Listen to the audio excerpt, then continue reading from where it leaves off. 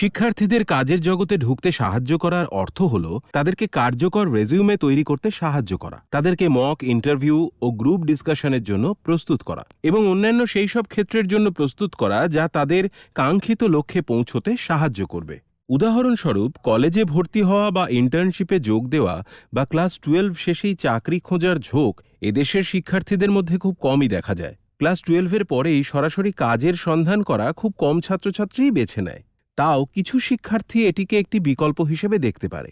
আবার তাদের মধ্যে কেউ কেউ ইন্টার্নশিপের জন্যও প্রস্তুতি নিতে চাইতে পারে। শিক্ষার্থীদের মধ্যে কেউ কেউ আবার আগেভাগেই কেরিয়ারের ক্ষেত্র এক্সপ্লোর করতে চায়। এটি আর্থিক কারণে হতে পারে বা তারা একটু বিরতি নিতে চায়, বিভিন্ন ধরনের কোর্সগুলি বুঝতে চায়, কলেজের ভর্তির ব্যবস্থার জন্য প্রস্তুতি নিতে কিছুটা সময় নিতে চায় এবং তারপর চেষ্টা করে। ক্লাস 12-এর পরে বিরতি নেওয়ার প্রবণতা অনেক শিক্ষার্থীদের মধ্যেই আপনি দেখতে পাবেন। কেরিয়ার গাইড হিসেবে আমাদের এটি বোঝা খুব জরুরি যে শিক্ষার্থীরা স্কুল শেষ করে প্রথমেই চাকরি খুঁজছে কিনা, সেই বুঝে তারা আগামী দিনে যেসব পরিস্থিতির মধ্যে দিয়ে যেতে পারে তার জন্য তাদের প্রস্তুত করা আমাদের অপরিহার্য কাজ।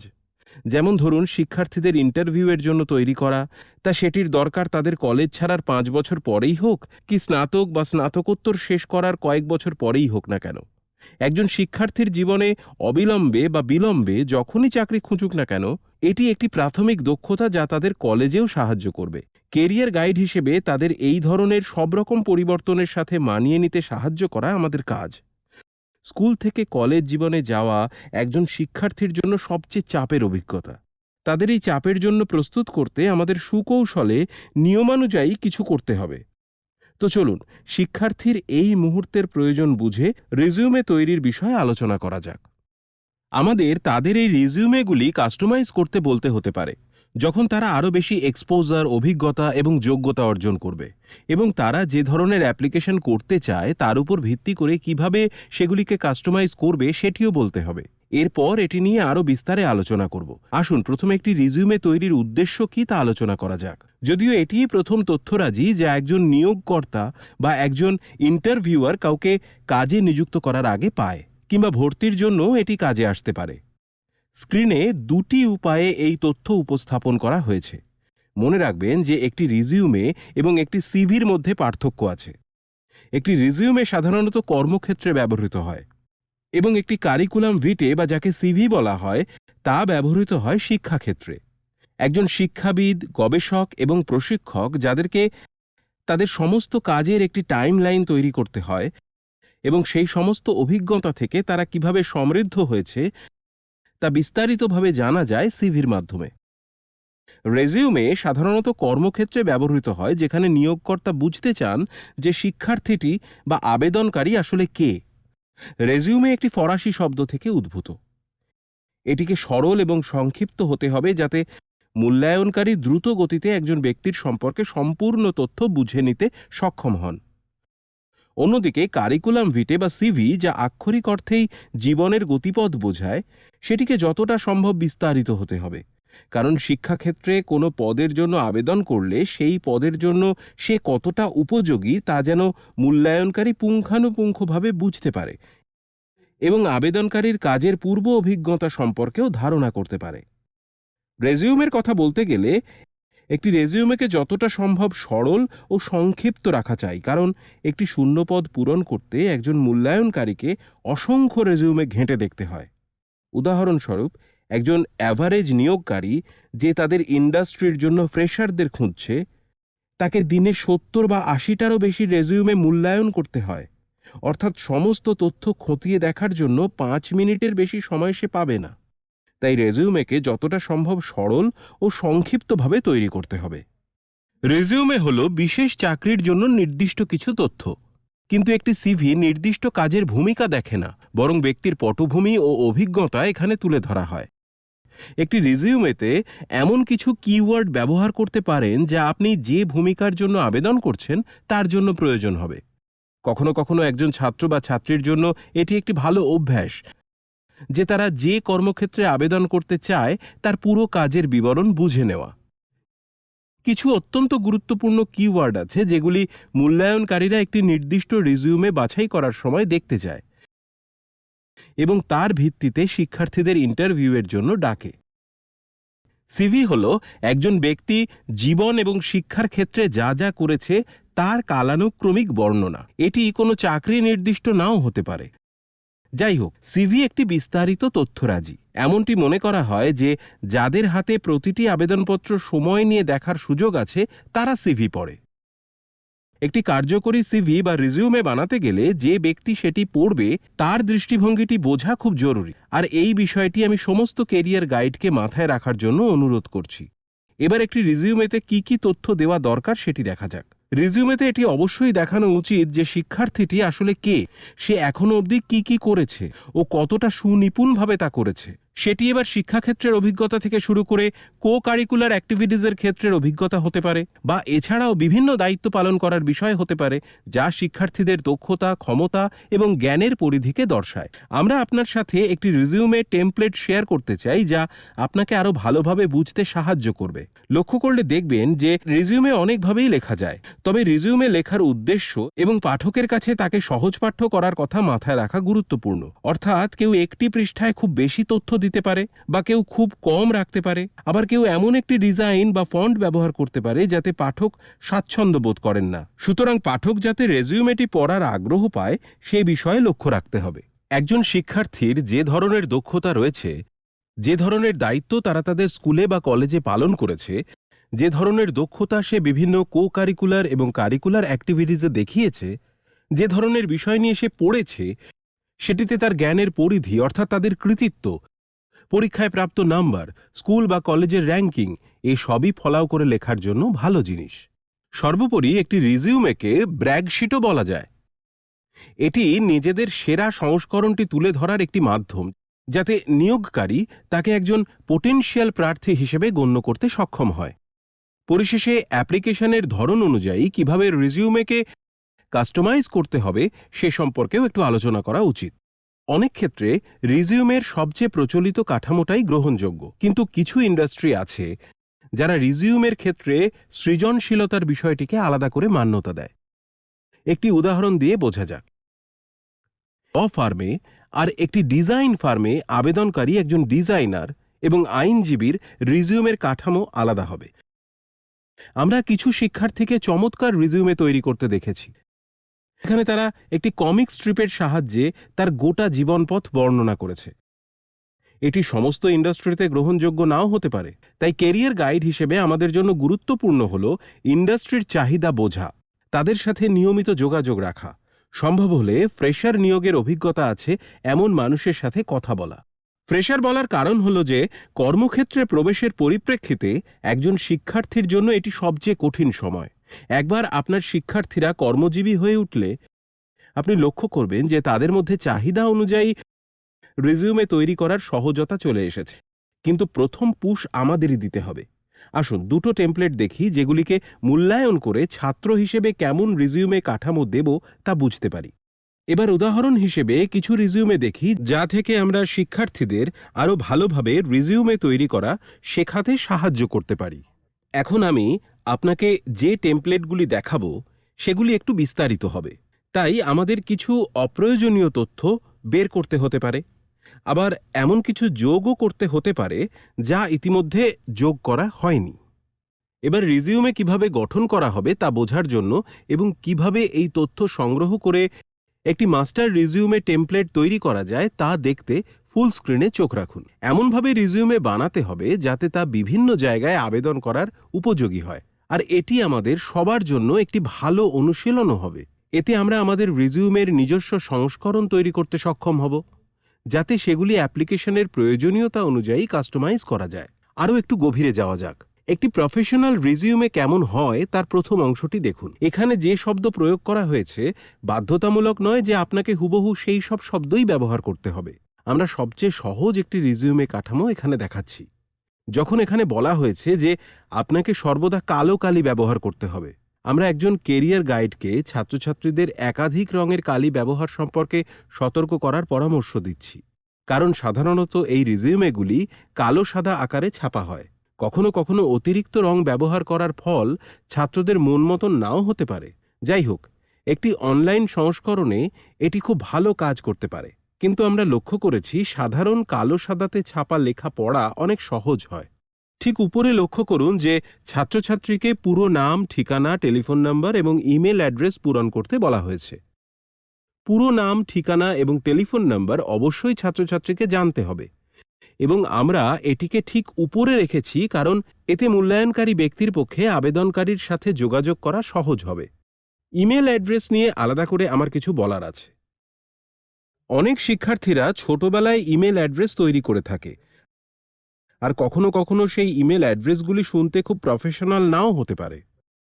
আমি সুপারিশ করব যে কেরিয়ার গাইড যেন ছাত্রদের একটি আলাদা ইমেল অ্যাড্রেস তৈরি করতে বলে, যা তাদের নাম ও পদবীর মিশ্রণ। আর যদি তা সম্ভব না হয় তো তার মধ্যে একটি সংখ্যা বা জন্ম তারিখ বসিয়েও ইমেল অ্যাড্রেস তৈরি করা যেতে পারে। এটি শিক্ষার্থীদের প্রফেশনাল ও শিক্ষাগত উদ্দেশ্যে ব্যবহৃত ইমেল থেকে সোশ্যাল মিডিয়া প্ল্যাটফর্মে সাইন আপ করার ইমেল অ্যাড্রেসকে আলাদা করতে সাহায্য করবে।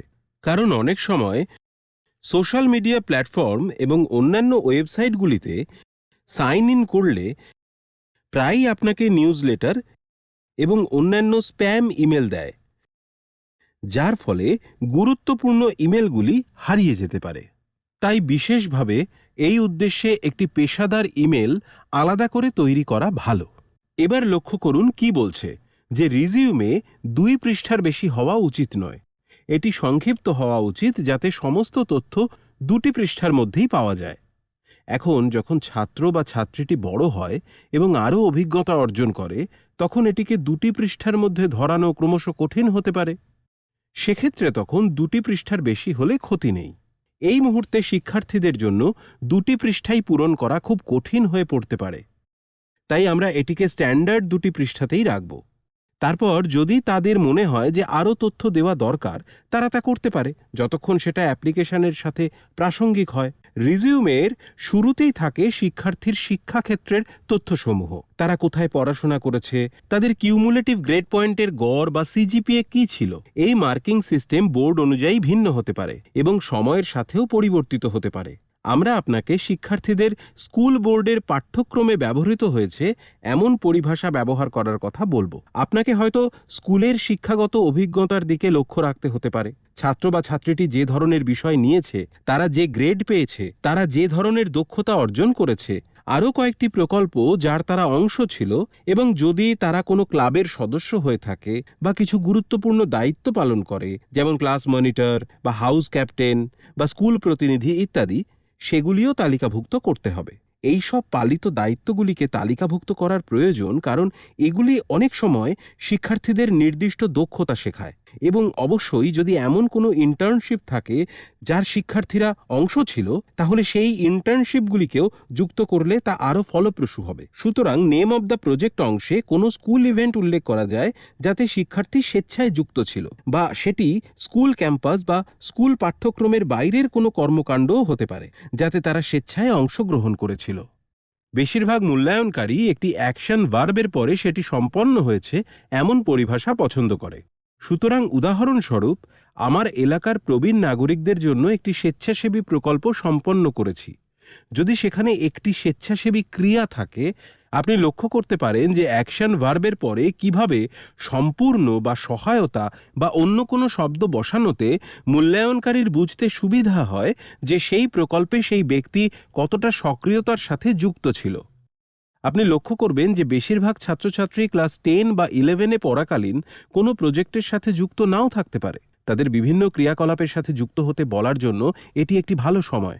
লক্ষ্য করুন যে প্রাসঙ্গিকতা অনুযায়ী কিভাবে দায়িত্ব ও সফলতাকে তালিকাভুক্ত করা হয়েছে এখানে। সুতরাং সেই লক্ষ্যে যখনই একটি রিজিউমে তৈরি করা হয়, তখন সেই দক্ষতাগুলি এবং অভিজ্ঞতাগুলিকে প্রথমেই তুলে ধরা আবশ্যিক, যেগুলি একজন মূল্যায়নকারীর কাছে গুরুত্বপূর্ণ। উদাহরণস্বরূপ, আমরা বছরের পর বছর ধরে অনেক অভিজ্ঞতা এবং শিক্ষা সংগ্রহ করি, কিন্তু প্রতিটি কাজের জন্য আপনার সেই সমস্ত জিনিস প্রয়োজনীয় নাও হতে পারে, বা সব কাজ আপনার ব্যক্তিসত্তাকে সংজ্ঞায়িত নাও করতে পারে। এমন কিছু দিক থাকতে পারে যা সেই চাকরির আবেদনের সাথে আরও প্রাসঙ্গিক হতে পারে। উদাহরণস্বরূপ, আপনাদের মধ্যে কেউ কেউ সারা জীবন শিক্ষকতা করেছেন, কিন্তু আপনারা কেউ কেউ হয়তো অন্য ক্ষেত্রের মানুষ এবং হয়তো পরে শিক্ষাবিদ হয়েছেন, আবার প্রশিক্ষক হওয়ার পরেও অন্য কোনো ক্ষেত্রের সাথে যুক্ত হতে পারেন। সুতরাং আপনি নিজেকে দিয়েই লক্ষ্য করবেন যে প্রতিটি কাজের ভূমিকা আপনার বিভিন্ন দিককে তুলে ধরে এবং এইগুলি সময়ের সাথে সাথে পরিবর্তিতও হয়। এটি শুধু আমাদের নিজেদের জন্যই মনে রাখা গুরুত্বপূর্ণ নয়, ছাত্রছাত্রীদের বলাও গুরুত্বপূর্ণ যে জীবনের গতিপথ এমনই। এটি তাদের আরও কার্যকরভাবে কাজের জগতের জন্য প্রস্তুত করতে সহায়তা করবে। চলুন এবার রিজিউমের পরবর্তী অংশ দেখা যাক। এবার আমরা এমন একটি অংশ নিয়ে কথা বলবো যা এই মুহূর্তে শিক্ষার্থীদের জন্য প্রাসঙ্গিক নাও হতে পারে, কিন্তু তাদের জন্য এই অংশটি গুরুত্বপূর্ণ হয়ে উঠবে যখন তাদের কিছু কাজের অভিজ্ঞতা হবে। প্রাথমিকভাবে ছাত্রছাত্রীরা ইন্টার্নশিপ বা শিক্ষানবিশির যোগ্য হতে পারে। শিক্ষানবিশির ক্ষেত্রগুলি বেশ ভালো কাঠামো ভিত্তিক এবং একটি নিয়ন্ত্রক ব্যবস্থা রয়েছে যা সরকার দ্বারাও অনুমোদিত হতে পারে। একটি ইন্টার্নশিপ সাধারণত নিয়মভিত্তিক হয় না সবসময়। তাদের মধ্যে কিছু অবৈতনিক ইন্টার্নশিপ হতে পারে, তাদের মধ্যে কিছু এমন হতে পারে যেখানে তারা তাদের অভিজ্ঞতা এবং প্রচেষ্টার উপর ভিত্তি করে অর্থ পায় এবং সেগুলি ছাত্রদের কিছু না কিছু শেখায়। কাজের পূর্ব অভিজ্ঞতা অনেক সময় ভিত্তিপ্রস্তর হয়ে ওঠে, যা নির্বিঘ্নে একটি পূর্ণ সময়ের কর্মক্ষেত্রে নিযুক্ত হওয়ার পথকে সুগম করে দেয়। এই পৃষ্ঠায় আমরা পদ, পদবি, কোম্পানির নাম, কোম্পানির অবস্থান এবং তারা সেখানে কী ধরনের ভূমিকা পালন করছে তা দেখব। যেমন ধরুন, একজন ছাত্র বা ছাত্রী নির্দিষ্ট সময়ের জন্য ইন্টার্ন হিসেবে কাজ করেছে, তো তারা সেখানে কী ধরনের দায়িত্ব পালন করেছে, কোন কোন অংশের সাথে যুক্ত ছিল, তারা কী ভূমিকা পালন করেছিল, এবং অবশ্যই সেই সমস্ত তথ্য মূল্যায়নকারী ব্যক্তির সামনে প্রাসঙ্গিকতার ক্রম অনুযায়ী তুলে ধরা দরকার। এতে কেরিয়ার সম্পর্কিত সমস্ত পদও অন্তর্ভুক্ত থাকবে। এছাড়াও শুরুর এবং সমাপ্তির তারিখ উল্লেখ করতে হবে, যাতে মূল্যায়নকারী বা নিয়োগকারী বুঝতে পারেন যে এই পদে আবেদনকারী কতদিন নিযুক্ত ছিল। অনেক সময় কাজের সময়সীমা দিয়ে কারোর দক্ষতার পরিমাণ সম্পর্কেও ধারণা পাওয়া সম্ভব। রিজিউমে যাতে বানান ও তথ্যগত কোনো ত্রুটি না থাকে সেটি ছাত্রছাত্রীদের বারংবার মনে করিয়ে দিতে হবে। অনেক সময় এই ধরনের বেসিক দিকগুলি যদি উপেক্ষা করা হয় তাহলে এতে মূল্যায়নকারী ব্যক্তির একটি খারাপ ধারণা তৈরি হয়। সুতরাং এটিকে খুঁটিয়ে দেখতে হবে। যে ওয়ার্ড প্রসেসর বা অ্যাপ্লিকেশনগুলি এই নথিগুলি তৈরি করতে ছাত্রছাত্রীরা ব্যবহার করে সেখানেও যাতে এসব ত্রুটি না হয় সে বিষয়ে লক্ষ্য রাখতে হবে। বানান পরীক্ষা করার একটি উপায় এবার আপনাদের বলবো। ছাত্রদের সময়ে সময়ে বানানগুলি দেখবার কথা মনে করিয়ে দেওয়া খুব প্রয়োজন। এবার রিজিউমের পরবর্তী পৃষ্ঠায় চলুন। তো রিজিউমের শেষ কয়েকটি অংশে আমরা আলোচনা করেছি যে ছাত্র কোনজন এবং তারা কি করে বা করেছে। এবার আরও কয়েকটি অংশ রয়েছে যা মূল্যায়নকারীকে একজন ছাত্রকে তাদের অন্যান্য আগ্রহের ক্ষেত্র থেকে জানতে সহায়তা করে। এখন এটি খেলাধুলার মতো কার্যকলাপ হতে পারে, যেখানে তারা কোনো পুরস্কার জিতেছে এবং কৃতিত্ব অর্জন করেছে। অর্থাৎ একজন শিক্ষার্থীর আর কি কি গুণ আছে, তাদের বিভিন্ন শখ এবং আগ্রহগুলি কি কি, এসব বিষয় আর কি। এই ধরনের ক্ষেত্রে অন্তত দুটি ক্ষেত্র যা অ্যাপ্লিকেশনটির সাথে প্রাসঙ্গিক সেগুলি তালিকাভুক্ত করা দরকার। দুটি ইন্টেলেকচুয়াল অ্যাক্টিভিটি এবং দুটি সামাজিক বা সক্রিয় আগ্রহ দর্শাতে পারলে খুব ভালো হয়। এটি নিয়োগকর্তাকে ছাত্রছাত্রীটি সম্পর্কে একটি সামগ্রিক চিত্র দেয়। পুরস্কার এবং অর্জিত কৃতিত্ব উল্লেখ করার সময় ছাত্রছাত্রীদের যতটা সম্ভব সুনির্দিষ্ট হওয়া গুরুত্বপূর্ণ। তারা যদি পুরস্কার এবং কৃতিত্বগুলি শংসাপত্রের দ্বারা প্রমাণ করতে পারে তো খুবই ভালো। যদি কেউ কোনো ডকুমেন্টেশনের মাধ্যমে প্রমাণ করতে না পারে তবে ইন্টারভিউয়ের সময় সেই ক্ষেত্রগুলি নিয়ে আলোচনা করতে পারে এবং সেগুলিকে তাহলে রিজিউমে লেখার আর কোনো প্রয়োজনই নেই। আগেই উল্লেখ করেছি যে রিজিউমে হলো একটি ব্র্যাগ শিট। সুতরাং ছাত্র বা ছাত্রীটি কে, তারা কি করেছে এবং তারা যে সমস্ত কর্মকাণ্ডের অংশ ছিল তা তারা কতটা দক্ষতার সাথে করেছে সেইগুলি লিখতে পারলে রিজিউমেটি খুবই কার্যকর রূপ নেবে। এবার আপনি এখানে যে শেষ কলামটি দেখছেন এটি অনুরোধের ভিত্তিতে উপলব্ধ রেফারেন্স সম্পর্কিত। রেফারেন্স দেওয়ার ক্ষেত্রে এমন কোনো শিক্ষক যাদের সাথে মিলে ছাত্রছাত্রীরা কাজ করেছে, সিনিয়র কোনো প্রফেশনাল যাদের অধীনে তারা তাদের ইন্টার্নশিপ করেছে এবং অন্য কোনো ব্যক্তি যারা আবেদনকারীর বিষয়ে প্রাসঙ্গিক কোনো ক্ষমতা বা দায়িত্ববান পদে আছেন তাদের কথা উল্লেখ করলে সেটি খুব কার্যকরী হবে। বাই ডিফল্ট আকারে রেফারেন্স উল্লেখ করার প্রয়োজন নেই, কারণ প্রায়শই আপনি যে রেফারেন্সগুলি দেবেন তা আপনি যে ধরনের অ্যাপ্লিকেশন করছেন তার উপর নির্ভর করবে। তাই আপনি অনেক ক্ষেত্রে প্রাসঙ্গিক রেফারেন্স দেখাতে পারেন এবং একটি স্ট্যান্ডার্ড রেফারেন্সের সেট ব্যবহার করার প্রয়োজন নেই। যাদের আগে থেকে কিছু কাজের অভিজ্ঞতা আছে তাদের জন্য এটি প্রাসঙ্গিক, কিন্তু আমরা লক্ষ্য করেছি যে এখন নিয়োগকর্তারা ফ্রেশারদের ক্ষেত্রেও তাদের শিক্ষক এবং অধ্যাপকদের ফিডব্যাক চান। সুতরাং এটি বিভিন্ন টেমপ্লেটগুলির মধ্যে একটি যা ছাত্রছাত্রীরা তাদের রিজিউমে তৈরি করতে ব্যবহার করতে পারে। তবে এই টেমপ্লেটটি যে ব্যবহার করতে হবে তার কোনো মানে নেই। আমরা এখানে যা প্রস্তাব করেছি তার উদ্দেশ্য এটি যে রিজিউমেটি যেন রিজিউমে নির্মাতা ও পাঠক উভয়ের কাছেই সহজপাঠ্য হয়। তাই আপনি শিক্ষার্থীর ধরন, আবেদনের ধরন এবং ডোমেনের সাথে ভূমিকার প্রাসঙ্গিকতার উপর নির্ভর করে পথ দেখাতে পারেন। কিছু ক্ষেত্রে ছাত্রছাত্রীদের যতটা সম্ভব সৃজনশীল হওয়ার পরামর্শ দেওয়া হয়, কিন্তু তা যদি তার ডোমেনের সাথে প্রাসঙ্গিক হয় তবেই সেটিকে মান্যতা দেওয়া উচিত। তারা যে কাজের জন্য আবেদন করছে তার জন্য যদি তাদের সৃজনশীলতা দেখাতে হয় তাহলে এরকম ঝুঁকি তারা নিতে পারে।